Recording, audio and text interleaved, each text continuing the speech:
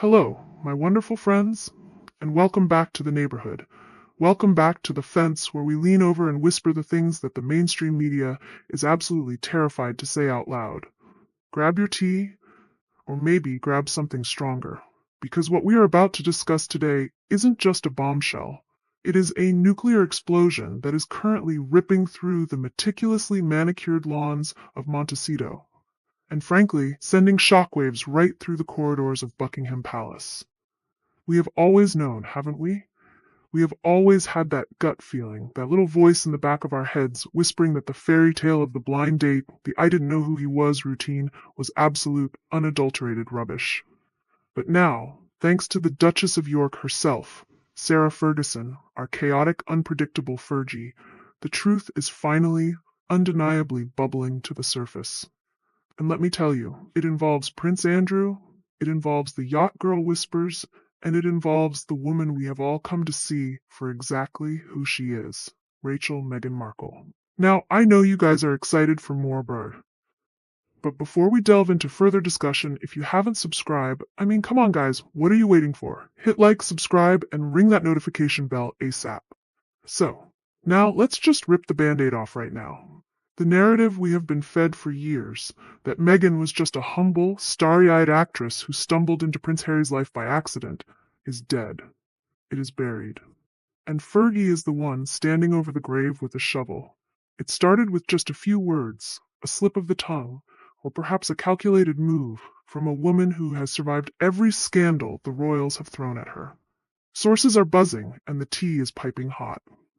The word on the street, the word coming from the darkest corners of the rumor mill that Fergie has cracked open, is that Meghan's first target, her first entry point into the royal sphere, wasn't our dim-witted, easy-to-manipulate Harry. No, my friends, it was Prince Andrew. I know, take a moment. Breathe. It sounds insane, doesn't it? But when you look at the circles Meghan was moving in, the puzzle pieces start to slam together with a terrifying click. We are talking about the Soho House set. We are talking about Marcus Anderson, the man who has been practically glued to Meghan's side for decades, the man some people call her fixer. And let's be honest, the text we are looking at uses much stronger words, implying he is the ringmaster of this entire circus. Through Marcus, through that elite, slippery world of socialites and billionaires, Meghan wasn't just attending parties, she was working the room. And who was the ultimate prize in those high-flying, yacht-partying circles back in the day? It was the Duke of York. It was Andrew. This completely rewrites the history books. It suggests that Meghan was hunting for a title long before she ever laid eyes on the ginger one. She was navigating a world of private islands, luxury yachts, and men with more money than morals. And Fergie knows. Fergie was there. She saw the faces, she knew the players, and she knows exactly who was walking up that gangplank. The implication that Meghan Markle, the woman who preaches from her pulpit about feminism and victimhood, was potentially mingling in the same toxic, scandal-ridden circles as Prince Andrew and his friends is devastating. It destroys the saint image she has spent millions of dollars curating. It paints a picture of a woman who was calculated, ruthless, and willing to do whatever it took to ascend the social ladder. And let's talk about the photo. Oh yes, the photo. The internet is forever, and memories in high society are long. There are whispers of a resurfaced image, something that the palace has been dreading. The text mentions Karina Schulio, a name linked to the Jeffrey Epstein orbit, a companion in that dark world. And who is that lurking in the background? Who is that figure under the sun hat, partially hidden but unmistakable to those who know the pre-Harry Meghan? The resemblance is uncanny. It sends a shiver down your spine, doesn't it? If Meghan was there, if she was rubbing shoulders with those people, it explains the panic. It explains why the palace has been so terrified of her. It's not because she's modern or American or biracial. It's because she knows where the skeletons are buried, because she might have been holding the shovel. Fergie's role in this is absolutely fascinating. She is like a chaos agent, a grenade with the pin pulled out. She's been cast aside, humiliated, and left out in the cold. But she still holds the cards. She knows the truth about how Meghan really met Harry. She knows it wasn't a blind date set up by a mutual friend in a wholesome way. It was a transaction. It was a setup orchestrated by the likes of Marcus Anderson and the Soho House crew, likely after the Andrew angle didn't pan out or became too risky. Fergie sees right through Meghan because, in a way, they are two sides of the same coin, both survivors, both hustlers, but Fergie has the tea, and she is clearly tired of keeping it. The mention of Ron Burkle in all of this is huge. He is the billionaire owner of Soho House, the boss of Marcus Anderson. This is the network. This is the machine that created the Meghan Markle brand. When Harry was flying commercial, trying to look like an eco-warrior while failing miserably, Meghan was taking private jets arranged by this very network. Remember the trip to Jamaica? The wedding of Harry's friend? Harry was in economy plus, looking like a spare part, while Meghan was reportedly flying high on a private charter. That tells you everything you need to know about the power dynamic. She wasn't joining his world, she was dragging him into hers. A world of transactional relationships, borrowed luxury, and shadowy figures. And poor Harry. Actually, no, I don't feel sorry for him anymore. He is a grown man. But imagine the scene in Montecito right now. He must be pacing the floors, his face that familiar shade of flushed red, screaming into his phone. Does he realize he was a pawn?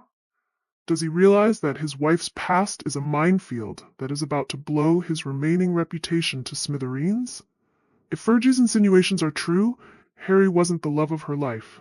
He was Plan B. He was the safety net after the big fish got away or got too hot to handle. That has to sting. That has to be eating away at him, even as he sits there and nods along to her word salads. Meanwhile, look at our beloved royal family. Look at the dignity of King Charles and Queen Camilla. Look at the strength of Prince William and our beautiful, resilient Catherine. They are carrying on with the work. They are visiting charities. They are representing the nation. They are dealing with real issues. And what are they dealing with in the background? This absolute filth. This constant stream of blackmail and threats from the California duo and their loose cannon auntie Fergie. It makes you realize just how strong William and Catherine are. To smile and wave and do your duty while your sister-in-law is potentially linked to the darkest scandal in royal history? That is courage. That is duty. And what is Meghan doing? Silence. The silence is deafening. Usually she is clapping back within the hour. Sources say she is lawyering up that she has gone into hiding. That is the behavior of someone who is guilty. That is the behavior of someone who knows they have been caught. If these rumors were false, she would be on the cover of People magazine tomorrow crying about misinformation. But she isn't, because she knows Fergie isn't bluffing. She knows that if she pushes too hard, the photos come out, the dates come out, the witness testimonies come out. The Yacht Girl label sticks forever. This is why I love this community. We see it. We put the pieces together. We remember the blind date lie. We remember the I didn't know much about the royals lie. And now we see the connections. Marcus Anderson, Soho House, Prince Andrew. The timeline doesn't lie. Meghan was hunting. She was a woman on a mission, and that mission was wealth and status by any means necessary. Fergie mentions her helping hands books in the middle of all this, which is just so bizarre and perfectly on brand for her. She is shilling children's books while holding a detonator. It's almost Shakespearean. Buy my book about little Adam, and oh, by the way, Meghan was hanging out with Epstein's crowd. It is the kind of chaotic energy that Meghan cannot control.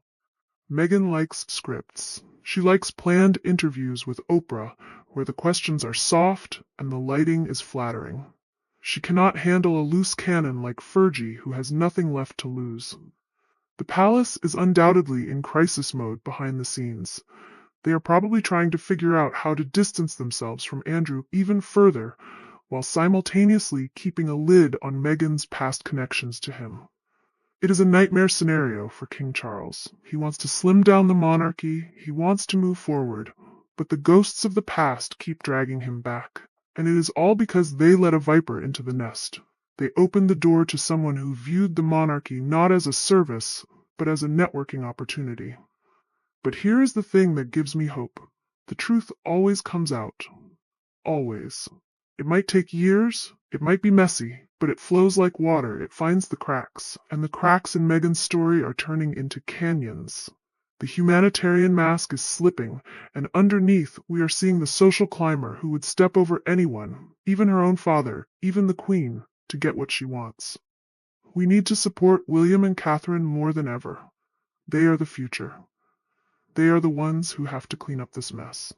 They are the ones who have to look their children in the eye and explain why their uncle and aunt are selling the family out for Netflix deals and hiding a past that would make a sailor blush.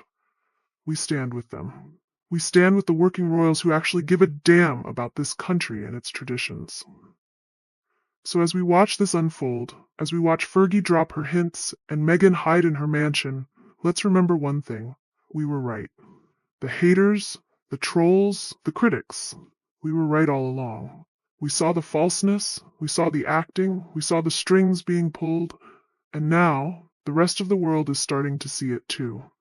The Z-lister is being exposed, the swindler is being audited by the court of public opinion, and the verdict is not looking good. I want to know what you think. Do you think Fergie will go all the way and release the proof? Do you think the palace will pay her off to keep quiet? Or do you think Meghan will try to spin this into another victim narrative? Oh, they are attacking me with lies. We know the playbook, but does the playbook work when the evidence is staring you in the face? Drop your thoughts in the comments below. Let's get a real discussion going. Because the mainstream media is too scared to touch this with a 10-foot pole. They are afraid of the lawyers. We are not. We are just friendly neighbors having a chat over the fence, looking at the weeds growing in the Sussex garden. And my goodness, those weeds are getting tall. Stay vigilant, my friends. Keep your eyes open. This story is developing fast, and I have a feeling the next few weeks are going to be absolutely historic. The House of Cards is shaking in the wind, and winter is coming for the Sussexes. I will be here to cover every single twist and turn, so make sure you are subscribed, make sure you have hit that bell, and let's watch the truth reveal itself together. Until next time, keep sipping that tea, and remember, the truth doesn't mind being questioned. A lie does not like being challenged. And Meghan, she hates being challenged. See you in the next one. Ta-ta, and bye for now.